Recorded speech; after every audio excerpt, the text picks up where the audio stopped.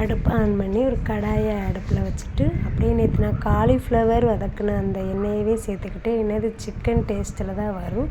கொஞ்சமாக சோம்பு, கருவேப்பிலை, பெரிய வெங்காயம் 1 மட்டும் சேர்த்துருக்கேன். அப்படியே 4 சின்ன சைஸ் தக்காளியும் பச்சை மிளகாயும் சேர்த்து நல்லா வதக்கி விட்டுக்கோங்க. இந்த பச்சை வாசனை போகிறதுக்கு வதக்கிக்கோங்க. அப்படியே நான் சிக்கன் மசாலாவும் வீட்டில் நீங்கள் அரைச்சிருப்பீங்கள்ல அந்த மசாலாவும் மஞ்சத்தூளும் கொஞ்சமாக போட்டுக்கோங்க. வேறு எந்த பொடியுமே நான் போடலை, அது மட்டும்தான் போட்டிருக்கேன். அதை போட்டு நல்லா கிளறி விடுங்க.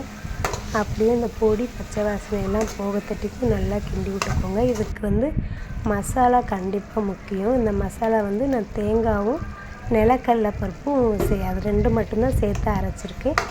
அது 2 அரைச்சி திக்கான பதத்துக்கு நல்லா கிண்டிக்கோங்க. நான் கொஞ்சம் கூட தண்ணி ஆட் பண்ணவே இல்லை, வெறும் அந்த தக்காளி கூட்டு மாதிரி தான் வச்சுருக்கேன்.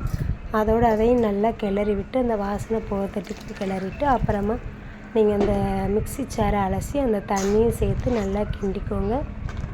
லாஸ்ட்டாக வேணால் நீங்கள் கொஞ்சமாக வெல்லம் சேர்த்துக்கலாம், குழம்புக்கு நல்லாயிருக்கும். தேவையான அளவு உப்பு சேர்த்து ஒரு கைப்பிடி அளவு பக்கோடா உள்ளே தட்டியிருக்கேன், அவ்வளோதான். அதோட குழம்பு கொஞ்சம் திக்காக தட்டிக்கும் நல்லா கிண்டி விடுங்க.